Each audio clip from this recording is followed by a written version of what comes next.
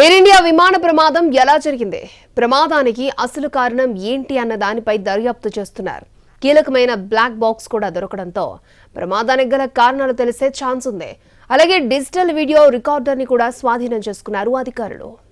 అహ్మదాబాద్ ఘోర ప్రమాదానికి గురైన ఎయిర్ ఇండియా విమానానికి సంబంధించి అత్యంత కీలకమైన బ్లాక్ బాక్స్ లభ్యమైంది.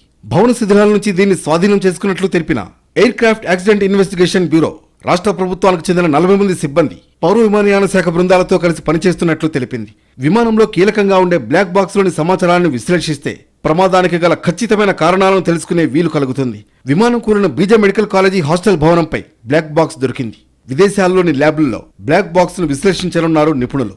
బ్లాక్ బాక్స్ లో ప్రధానంగా 2 భాగాలుంటాయి. అందులో ఒకటి సివిఆర్, రెండోది ఎఫ్డిఆర్.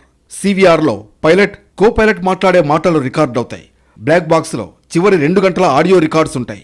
విమాన డేటా రికార్డింగ్ లో వేగం, ఎత్తు, ఇంజిన్ పనితీరు వంటి వివరాలు నమోదవుతాయి. బ్లాక్ బాక్స్ కంటే ముందే డిజిటల్ వీడియో రికార్డర్ను గుజరాత్ ఏటీఎస్ స్వాధీనం చేసుకుంది. శిథిలాల నుంచి డీవీఆర్ లభ్యమైంది. డీవీఆర్ లో ప్రమాద దృశ్యాలు ఉండే అవకాశం ఉంది. డిజిటల్ వీడియో రికార్డర్లో కీలక సమాచారం ఉంటుందని అంచనా వేస్తున్న అధికారులు దాన్ని ఫోరెన్సిక్ సైన్స్ ల్యాబ్ కు పంపించారు. డీవీఆర్ ను డీకోడ్ చేస్తే మరింత సమాచారం దొరికే ఛాన్స్ ఉందని తెలుస్తోంది. ఫోరెన్సిక్ సైన్స్ ల్యాబ్ లో నిపుణులు డీవీఆర్ ను అనలైజ్ చేయనున్నారు.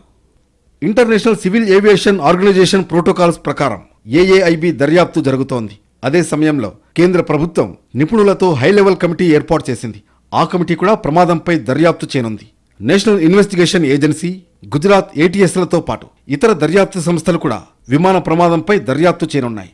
అంతర్జాతీయ సంస్థలు, అమెరికా సహా వివిధ దేశాలు టెక్నికల్ సపోర్ట్ ఇస్తామని ఆఫర్ ఇచ్చాయి. కూలిన విమానం బోయింగ్ సంస్థకు చెందినది కావడంతో director general of civil aviation కీలక నిర్ణయం తీసుకుంది. దేశంలోని అన్ని బోయింగ్ విమానాల్లో భద్రతా ప్రమాణాలపై డీజీసీఏ ఫోకస్ చేసింది.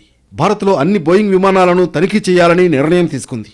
డీజీసీఏ ఆదేశాలతో ఎయిర్ ఇండియా చర్యలు ప్రారంభించింది. బోయింగ్ 787-8, 787-9 సిరీస్ విమానాలపై ప్రత్యేక ఆడిట్ చేయబోతున్నారు. బోయింగ్ ఏఐ 787-8 విమాన ప్రమాదంలో ఒక్కరు తప్ప అందరూ చనిపోయారు. విమానంలో సిబ్బంది, ప్రయాణికులు సహా 242 మంది ఉండగా ఒక్కరు మాత్రమే బతికి బయటపడ్డారు. ఇంతటి విపత్తుకు కారణమేంటనేది క్లారిటీ రానప్పటికీ కీలక విషయాలు వెలుగులోకి వస్తున్నాయి. ఈ విమానం కూలిన తర్వాత ఘటనా స్థలంలో మంటలు చెలరేగడంతో ఉష్ణోగ్రత 1000 డిగ్రీల సెల్సియస్ వరకు చేరినట్లు అధికారులు వెల్లడించారు. ప్రమాదానికి గురైన విమానంలో 125,000 లీటర్ల ఇంధనం ఉంది. విమానం కూలిన వెంటనే ఇంధన ట్యాంక్ పేలిపోవడంతో మంటలు వ్యాపించాయి. క్షణాల్లోనే అక్కడ ఉష్ణోగ్రత 1000 డిగ్రీల సెల్సియస్ కు పెరిగింది. దీంతో ఎవరూ బయటపడే అవకాశం లేకుండా పోయిందని అధికారులు చెబుతున్నారు. వేడి తీవ్రత చాలా ఎక్కువగా ఉండడంతో సహాయ చర్యలకు తీవ్ర ఆటంకం కలిగింది.